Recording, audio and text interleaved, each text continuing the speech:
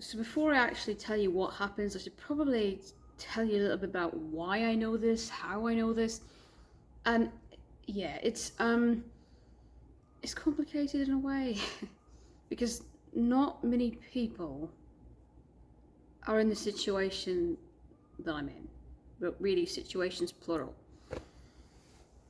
There's three different things that have happened. I've had a lot of near-death experiences. I've had some past life regression things that I actually remember the in-between, not just the past life, the in-between, death and rebirth.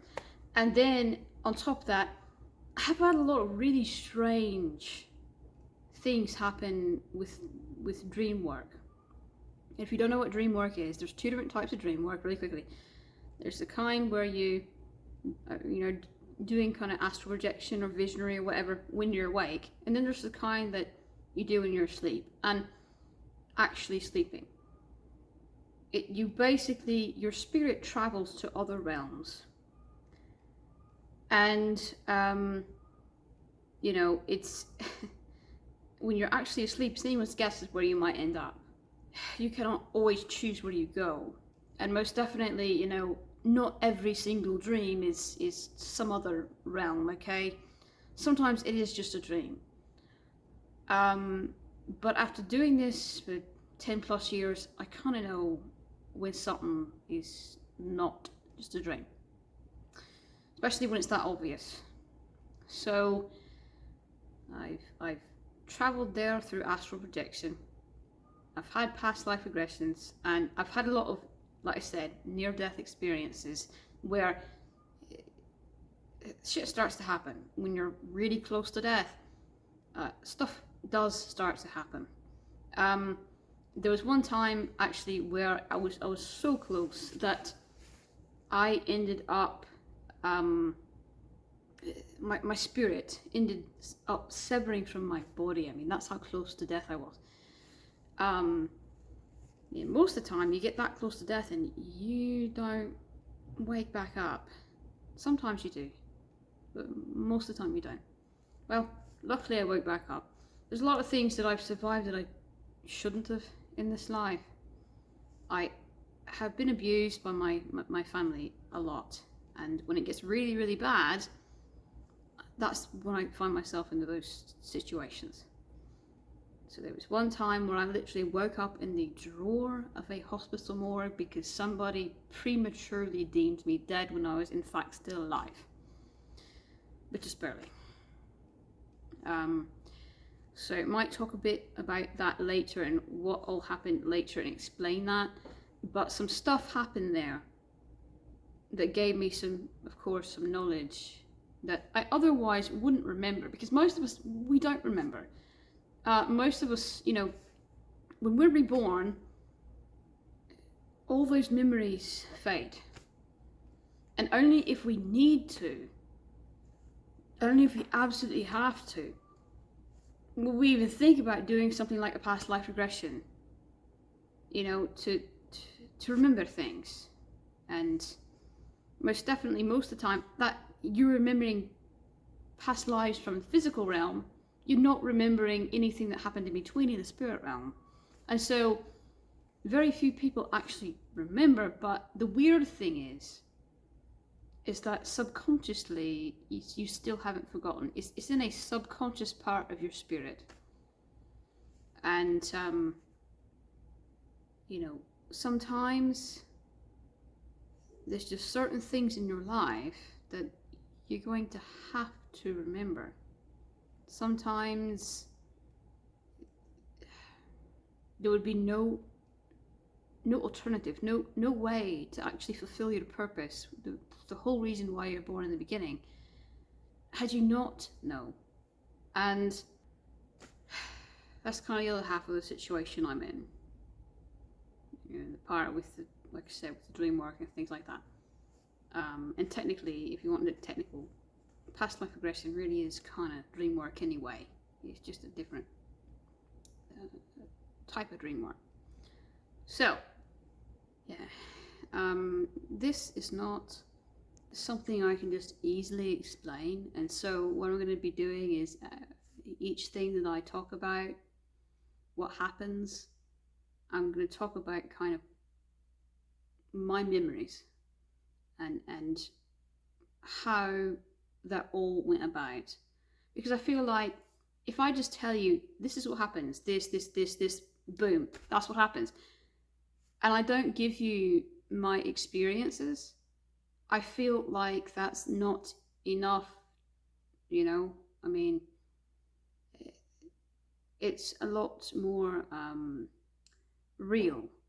When I share my experiences, you start to realize there's no fucking way I can make all this up. There's just no way.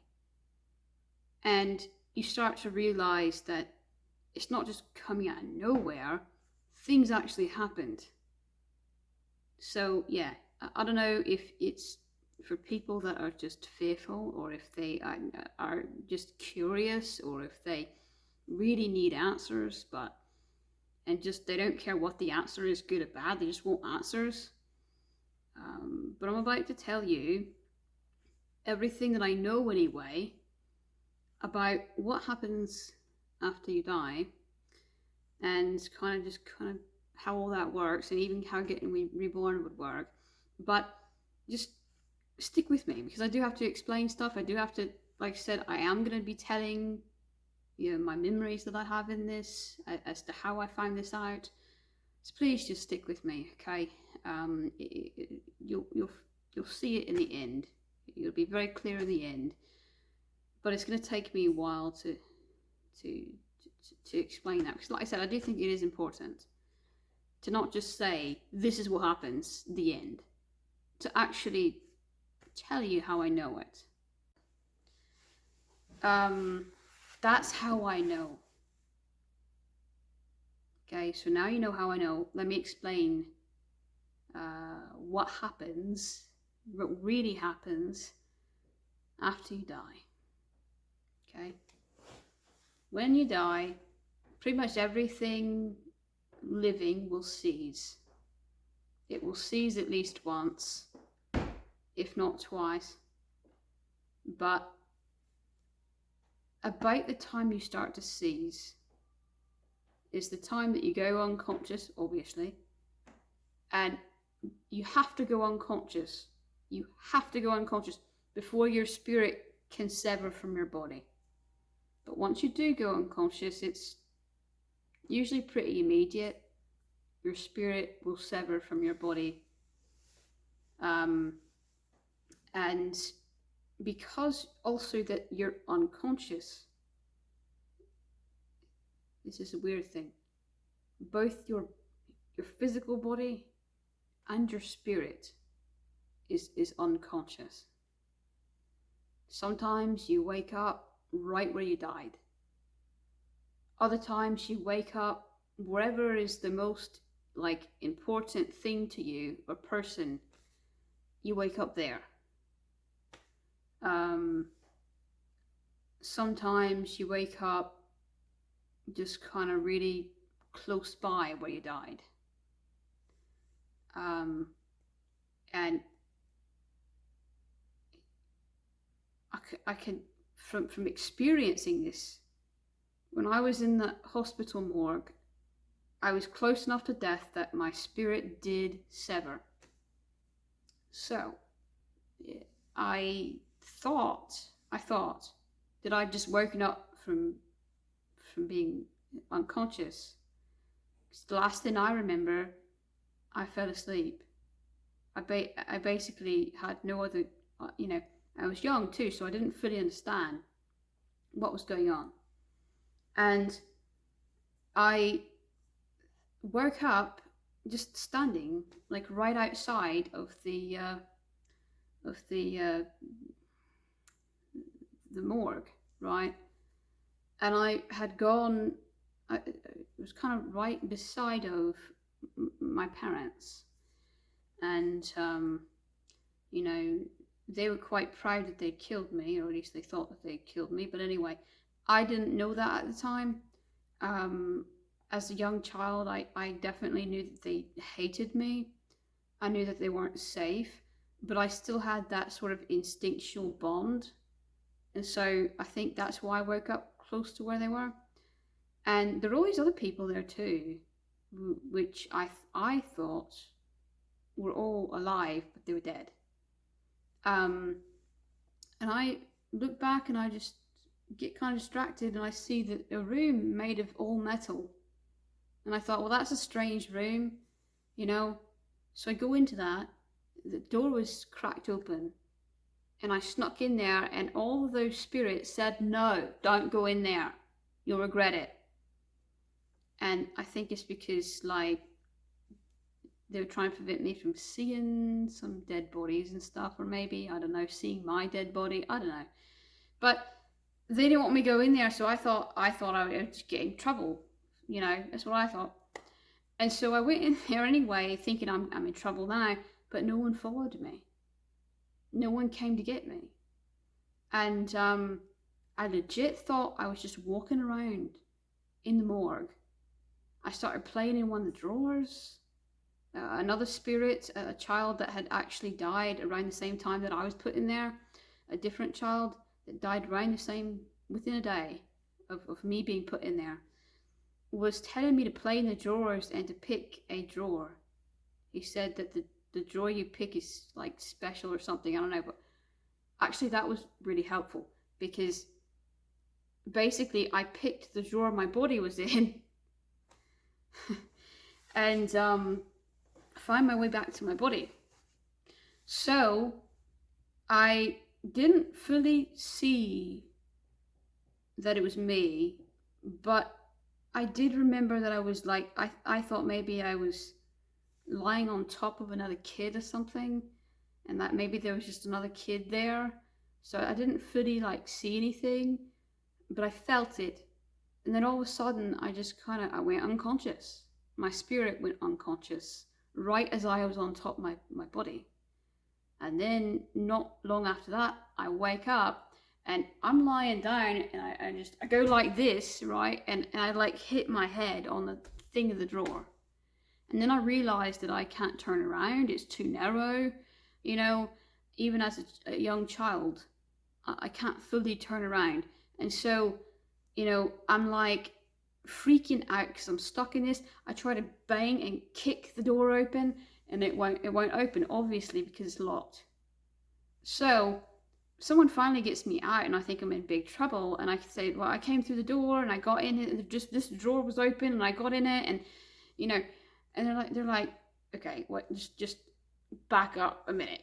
You cannot be in this. No, that door's locked.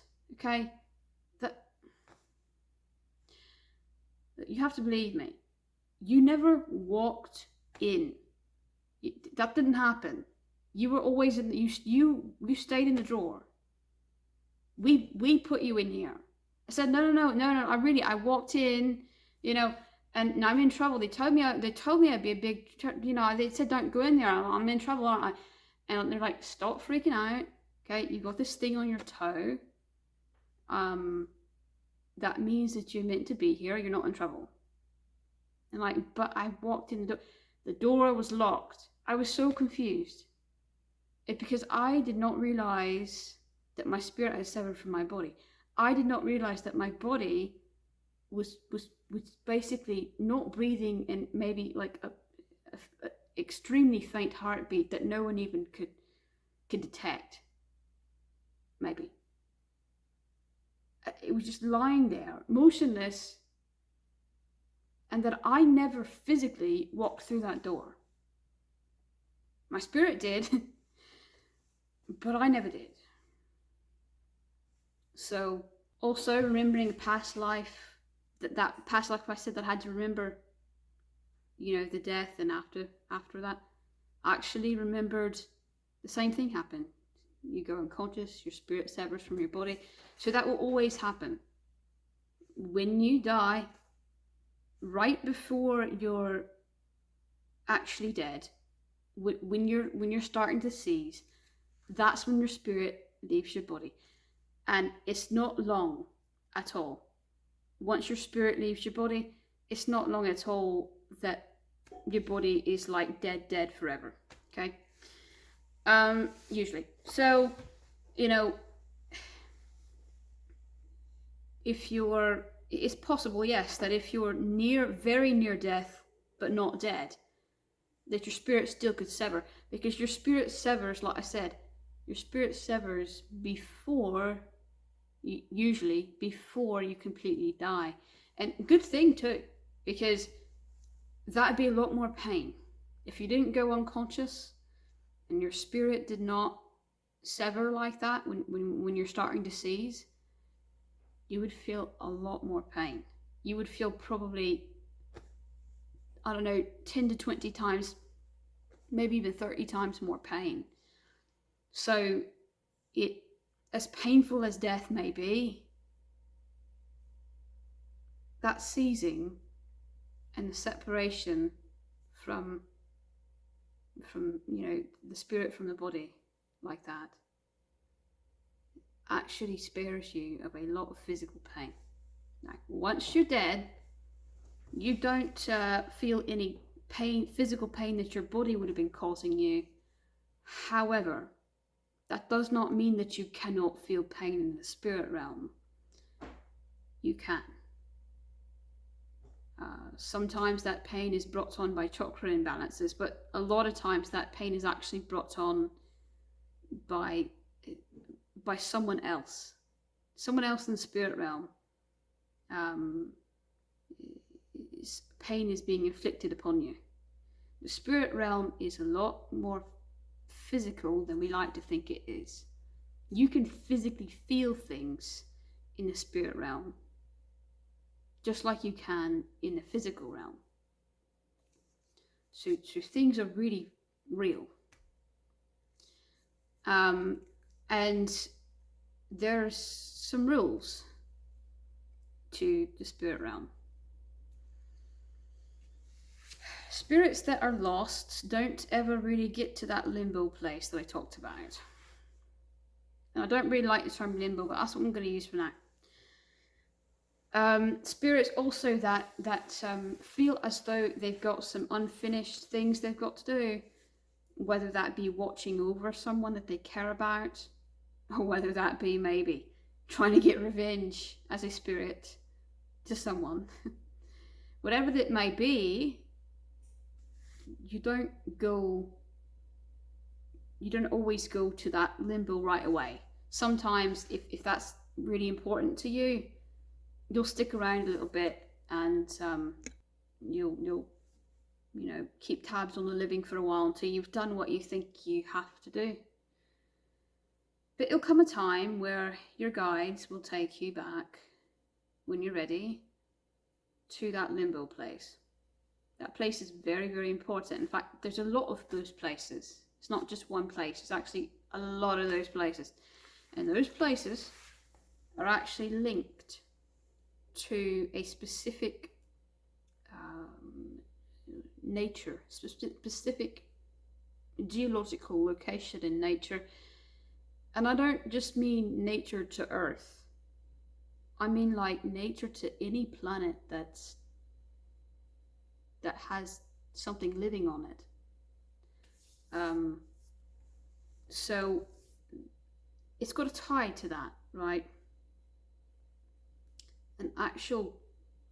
But this is a weird thing. Most times, in limbo, spirits don't see the living there. What I mean to say is, if that limbo, say, is connected to a specific mountain, an actual mountain on Earth, in the physical realm, someone might be hiking up that mountain. But in the spirit realm, you're not going to see anyone hiking up the mountain. All you're going to see is other spirits in that spirit realm. And by the way, the mountain might look a little different. It probably is going to look like it did before humans hindered Earth. It ends up looking really strong, usually, like really big trees, and just everything is still alive, and unpained, by the toxicity of mankind. Anyway, which place you end up, you think about it, I mean, couldn't possibly have everyone all in one place. There'd be way too many people, nothing would get done. Not to mention it's stressful. But which place you go to ends up to usually being what part of Earth or some other planet that has life on it. But we'll just say Earth for now. What land is your spirit the most attached to? What land does your spirit truly call home? And you'll note that whatever that land is, it's always kindred to your own energy. So, like, if you like a cold, evergreen, mountainy, really cold forest, then, it'll be that. Well, not if you like. No, that's not. If that is the land you're attached to, okay, you probably just instinctively are fond of that land and fond of any land like it. That's what I'm trying to say. Could be a river, could be a beach somewhere, it could be a desert. Who fucking knows? It depends on you. But there are a lot of these different limbos throughout the universe. The universe is really vast. So, anyway, I can only speak to the one that I know, that I remember. But this is how the one that I remember was like. Remember me telling you that I had to go for that kid, that my friend. Later I would find out that which past life I knew him. But initially, when I was there, I didn't remember. And that was key, actually, because this was just as much a test for him as it was for me. I was actually told, which I'll talk more about later, but I was actually told that this time would come and that I would be tempted not to do the right thing. And I was. All I wanted to do was go home, okay? And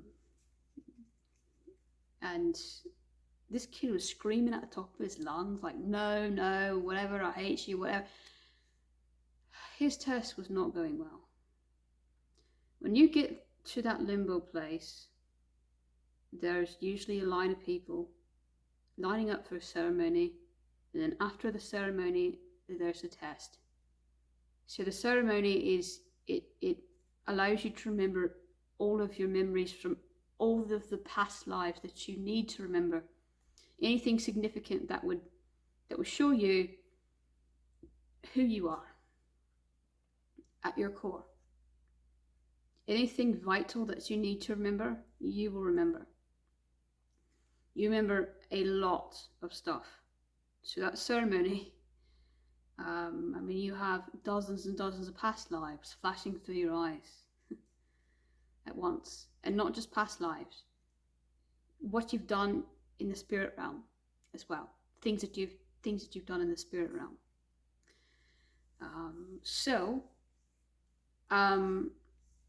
Once you have all your memories, because it wouldn't be fair to test somebody if they are blind to something, right? So once you have all your memories back, then they test basically the integrity of your spirit.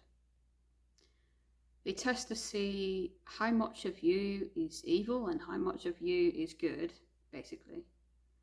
And, some are completely pure evil and some are completely good and some are a mixture of both, but they're testing to see, those tests are not fun. They're meant to provoke you, but they're also meant to bring out the best in you at the same time. It's really complicated. So, um, ceremony is done, at least at the place that I went to anyway. It's done in a slightly, I think, different. Well, it might be the same. I don't know, but I know that people ceremony starts at the front, and then it goes back. It goes back like that. And there's this little curtain thing. I guess for privacy. I have no idea. That kind of makes sense. If I was tested, I wouldn't want anyone knowing what the fuck I was, Anyway, so I'm not supposed to do this probably, but I was trying to find a way out of there, and I, went through the curtain, okay, and then that lad saw me, and he stopped screaming his head off, and then he was like, "Wait a minute, I know you," and he ran to me in the middle of his test. He ran to me, and he apparently I was the only one he trusted that was there at the time. And I know from making the same mistakes he's made, I know from I had a past life where and it didn't end as well as at least it appeared to be going for him. They gave me all my memories. I was really fucking pissed. I was pissed at the mistakes I made. I was also pissed at them, and the test was just making me really pissed, and I walked out before it was complete. And I was warned that if I do that, it was an automatic fail, basically, and that I would have to be taken to a keeper. I didn't listen. I'll get to that in a minute. What happens at the keeper?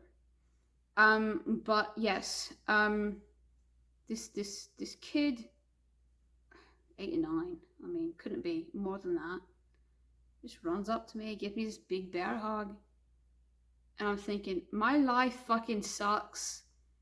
I don't have anyone right now, at least physically. I mean, I have my guides that love me, I have a pet that loves me, I think. Other than that, though, my whole family abuses me. Some things I shouldn't have even lived from, and I don't have any friends, and I'm just sitting there bear hugging him back because, like, I don't know where you came from, little dude, but you obviously love me, and I really fucking need that right now. So I think we both needed that at the time, and I almost got pissed at him. I was shown that what would happen if I didn't just trust it. If I didn't, I was told don't care, don't question. And had I not done what I was meant to do and instead gotten mad because the child was being loud and noisy and annoying, if he had run up to me and I said go away, that might have been the biggest mistake that I could have made. Because it takes a long time for a spirit to completely shatter, but when it finally does, it can happen in a second. And I could see that he was close to shattering. And had I responded with someone one of the few people he still trusts, apparently everyone else that was trying to help him genuinely did care about him. He didn't believe it though. I know from being in that situation, you do not believe them. It has to be someone that you already trust. And even those people, sometimes you're wary about. A lot of times you're wary about. But if there's any chance at all, it has to be someone that you already trust. For you to even listen to actually believe that they actually care about you and love you back. If you don't believe that anyone cares about you, and you believe that instead everyone is out to get you, eventually you're going to go down a path where you don't care who you hurt, and actually you enjoy hurting them.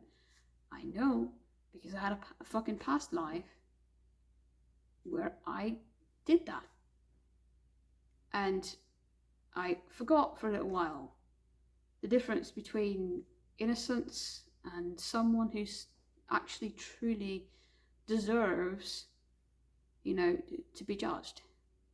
So anyway, basically, I was, just happy to have someone look at me non-judgmentally and truly seem to be care about me. And I didn't push him away. I did the right thing, thankfully. And shortly after, he got distracted with something. It might have been someone else that he knew. I don't know. But it's not normally supposed to happen. So I don't know what happened after that. Did he agree to go back and finish the test? I fucking sure hope so. Because if he didn't, then all hell break loose, so to speak. Not literally. But it's going to be close. There's immense consequences if you, like I said, if you either fail that test or if you refuse it. Like I said, you refuse it, then that is basically a default fail. If you go through it but you fail it, then that means that you've got something sinister about you, and that you need to, through a bunch of threefold, probably learn your lesson. If there's anything wrong at all, no matter how slight with your spirit, if your spirit is tainted at all, then you get a threefold. It doesn't matter how many threefolds you served in your physical life, when you're physically alive, it doesn't matter. Because if there's anything wrong with your spirit, you need to learn that lesson. You haven't learned it, have you? So you need to continue to learn it. And that's when you sent to a keeper. So for me, I was defaultly sent to a keeper because I refused to continue the test. So I just by default failed it. There's more than one punisher out there. The one that I went to, I can't make this up, people. She fucking had tentacles growing out of her head. Her arms would turn into hands would turn into tentacles. She was like octopus bitch, okay? And it was black and purple, I think. I don't even, okay, so anyway,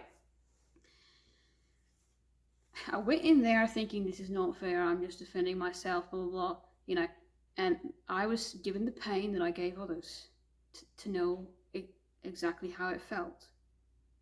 The keeper will give you that pain, and you will stay there in pain until you realize why it matters to harm the innocent. I was under the assumption that, okay, well, if I had such a bad life, then no one else deserves a good life. They all deserve to suffer, even the innocent. That was kind of my thought process back then. And I realized through all of what I was being tested with, why it was so important not to harm the innocent. And the only time that I was allowed not to feel pain, possibly, is with a lesson in a test. So I'd be pained constantly until that test came, and I would say, this is fucking stupid, I'm not doing this, and then I'd be put right back, and I'd be given a whole lot of pain for a long time. Then they'd ask me again, okay, are you ready to learn anything yet? And at a point you're like, yeah, because at least I might not be in pain while I'm being tested, while I'm trying to learn this lesson. What happens is it's kind of like dreaming. During that lesson, you go through scenarios like you would in a dream. You think that it's real. You feel that it's real, except there's only one difference. In a dream, most of the time, you don't know you're dreaming. With this, you know that it's a test, but it feels so real. You feel like you're actually there, actually doing stuff, and things are actually happening to you I mean, it really is. It's very much like a dream where everything feels and looks real. And the scenarios that happen teach you, the very specific scenarios, they teach you by you experiencing, you physically experiencing, basically, that lesson. So, for example, maybe if someone, I don't know, killed somebody, they were being punished for killing somebody that was innocent, right? Then basically, you would, in that lesson, you would emotionally be tested to be the person that you killed. And emotionally, what you did to them by denying them their innocence, by not giving them a chance, you emotionally would understand how that felt. And then at the end of the test, unfortunately, you'd get the pain of what it felt like to be killed. So it's something I can't even explain, but it's a test of morals. It's a lesson of morals. And it's kind of like this. People don't realize the importance of things until it happens to them, right? Like there was this really dumb, was it Family Guy? I think it was. I'll give this an example because it's a really easy example, okay? Family Guy had this little guy that was what was he? Was he some kind of a prison guard or something? I don't know. And he went around stabbing other people, and then like he stabs himself and just like, stabbed himself. Like he goes, "Ow!" Wow, I didn't realize it hurt that much. And it's so boring and it's so dumb, but on a sophisticated level, imagine something like that, a very highly sophisticated level of that. Maybe, hey, here's another one. Maybe somebody, killed you just because you were a financial burden. I don't know. You would know how emotionally that felt, and you know how physically it felt to be neglected. So it's it really is a lot about, okay, this is how it feels physically, the pain, and also, this is how it feels to your spirit, to your heart. This is what happens emotionally, and it's not just emotions. It's like when your chakras shatter completely. That's a physical part of your spirit that shatters away, that you may or may not ever get back. So eventually, if you shatter enough, you kind of cease to exist. Basically, I mean, there's all these pieces of you, but you become not even strong enough to have really thought or decision, or to have the ability, if you do have thought, to have the ability to move. You're just kind of floating out of there in a kind of vortic space. There are individual protectors that will go around, and hunters that will go around, spirit warriors that will go around and get individual people. But then there are keepers that have and that's why they're called keepers. They have a bunch of people there at once, and their job is, not only to pain you, And by the way, your guides are the ones that are teaching, usually are the ones I think that are teaching you the lesson. Your guides are teaching you lesson. The keeper doesn't teach you the lesson, really. The keeper only pains you, gives you the pain. And then finally, when your spirit is served all the threefolds, which can take eons, you're so weak and you're so pained that you're just begging for death. But you know, usually you won't get killed until, like I said, you've proven 100% that you cannot learn.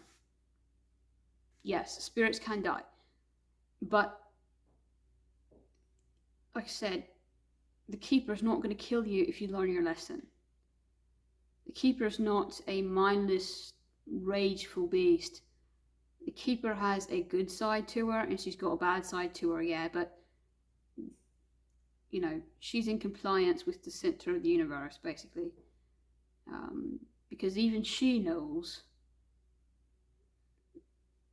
that lesson of why not to harm the innocent. So she's there, you know, to pain the ones that deserve the punishment. And then the ones that don't learn, when the day finally does come, she consumes them so that they can never, ever live again. Their spirit, just like if you killed a cattle and you ate the cattle, that cattle doesn't live inside you, okay? It's a literal consumption, a killing and consumption of the spirit. So when I finally learned my lesson, I was like, I feel terrible. I need to go back and get punished now. So I wanted to be punished. That's how bad I felt. And so I was actually enjoying being punished and being pained. So when I finally learned that lesson, I was taken back there expecting more pain. And the keeper said, no. I said, no, you don't understand. I need this. I need to be hurt. I deserve to be hurt. She said, well, you learnt your lesson, so no, you don't. I said, yes, I do. No, you don't. Yes, I do. No, you don't. And finally she said, look, believe me, I would much rather you not learn your lesson, because that means, you know, that I get to eat you. But even I'm not going to meddle in, you know, what the star says. This is, you know, just a rule that she has to follow. And she knows what wrath come upon her if she breaks the rule. So she just says, go. And then my guides take me to the center. In the center, okay, there's a gigantuan ball of light. And there's a gigantuan, like, basically black hole of darkness. It's a literal black hole. And probably a literal sun. I don't spend much time with the light because I'm dark energy. Dark energy and light energy is not good or bad. It's sun day, moon night, but it's not good or bad. Okay. Our spirits, when our spirits were born for the very first time, we've had tons of past lives and shit, but the very first time that your spirit was conjured, it came from one of two places: the light or the dark in the center of the universe. I know, but it did, okay? So sometimes it's really interesting. Sometimes your spirit actually was birthed from both light and dark. So if you're of light energy and you're sent to the dark, which never happens, by the way, if you're of dark energy and you go to light, which never happens, by the way, you fucking die. But if dark energy goes to dark energy, it's like a place of peace. It's a place that you can go to mend and heal. And if light energy goes to light energy, same thing.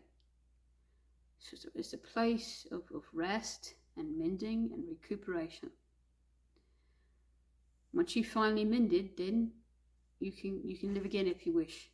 In fact, what happened to me, I wanted to stay there a little longer, maybe not forever, but a little longer, and my guys just yanked me out of there and said, sorry, nope, we gotta go.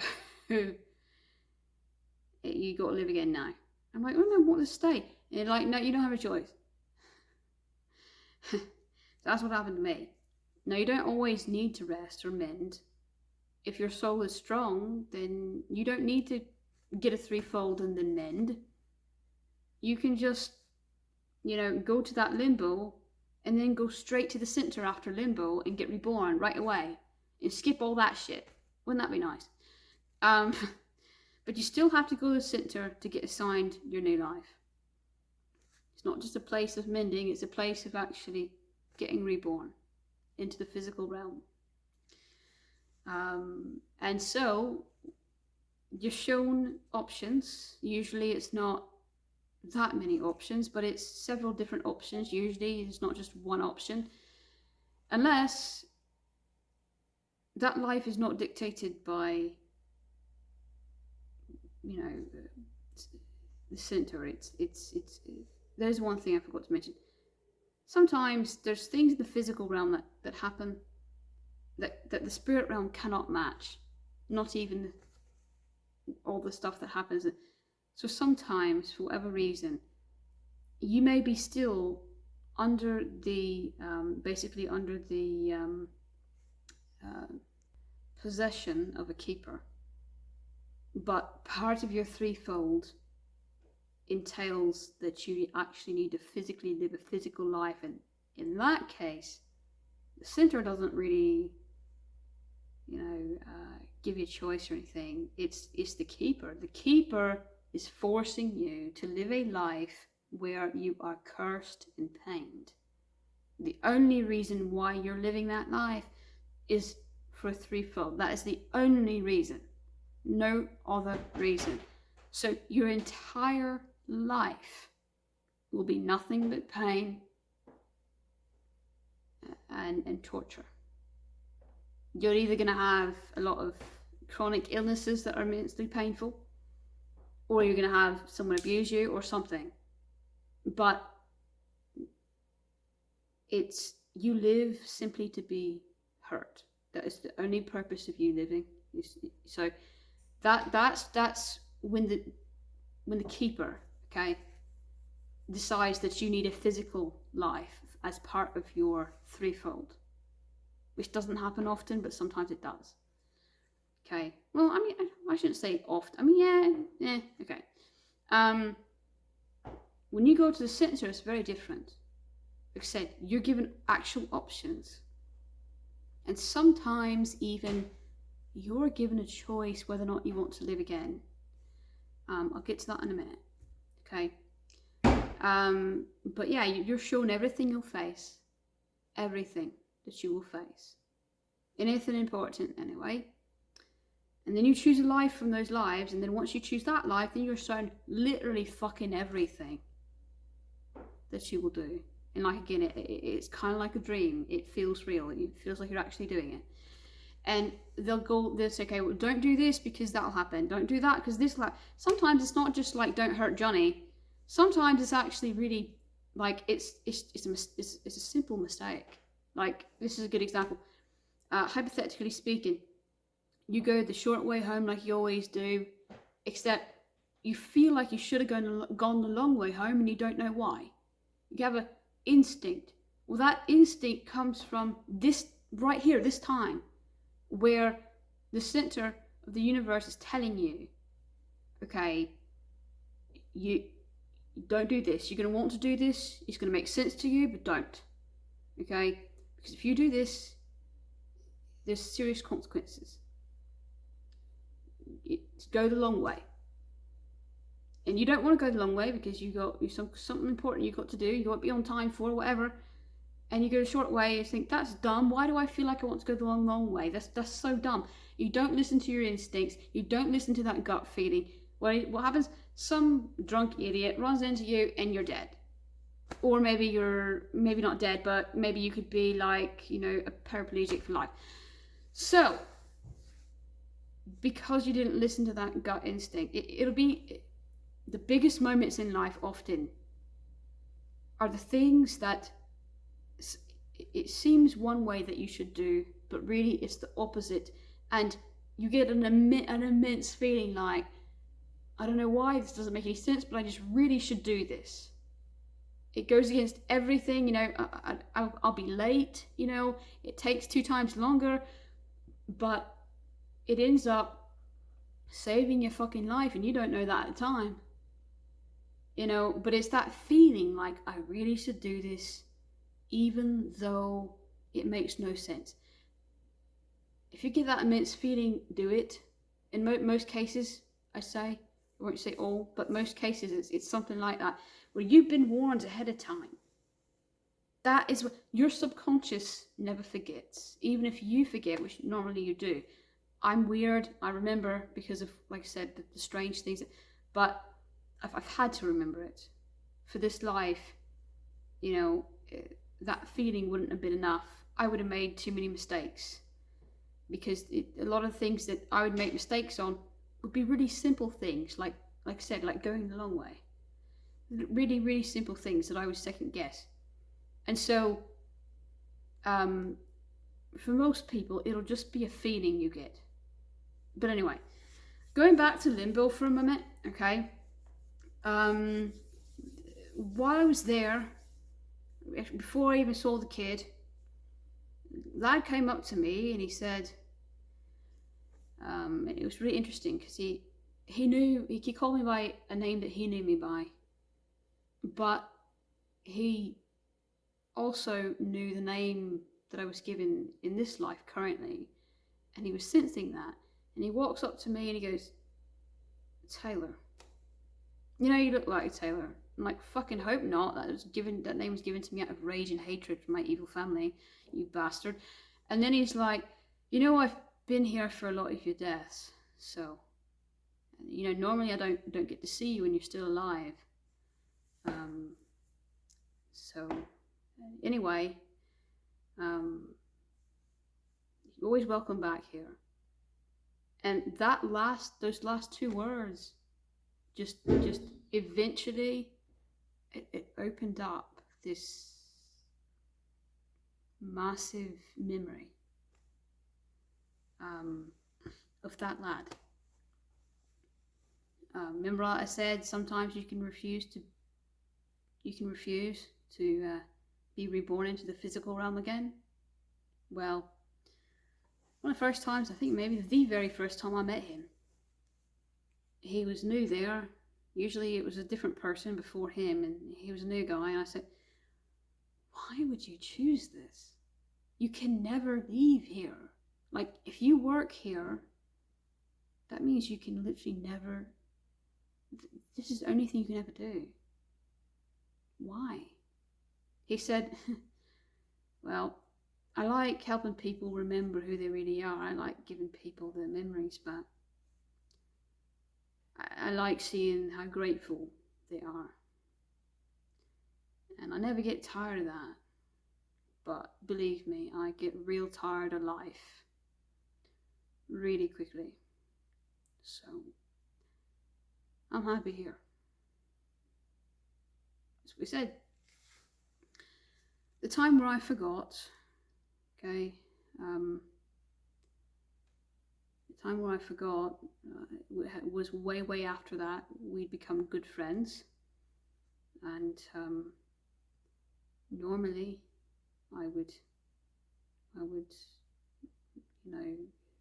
like greeting an old friend, I'd be very happy to see him. But this time I was so pissed off, and like I said, I left that ceremony. Like I said, I defaultly failed it, and I left that ceremony. Well, what he had said right before I was taken to the keeper was, if you ever want to come back here, you're always welcome. We don't hold it against you. And one day you might need some answers. So if you ever want to find the answers, you come here. And I can give you what you weren't able to be given. What you have denied now, I can give it to you when you're ready later. And so, 200 more years later, after helping that little kid out, which was someone like a friend I knew as well from a past life, after helping him out, I realised, shit, I gotta go back. There's answers. The stuff that doesn't make sense, the stuff that I can't shake, the things that I'm still struggling to mend, he knows how to fix it. And I don't have time to get into what it was, but all you need to know is he fixed it. I went back, I asked him, and he gave me all the answers I needed. 200 years later, but better late than never, right? Yeah, learned the hard way on that one. So yeah, like I said, you get reborn. You get assigned your guides. Sometimes they're the same as before, sometimes they're different. Just depends as to your next life, and cycle starts all over again. So I know that's a lot. I know I was rambling. I'm sorry. I got ADHD. I really do. I hope that helps.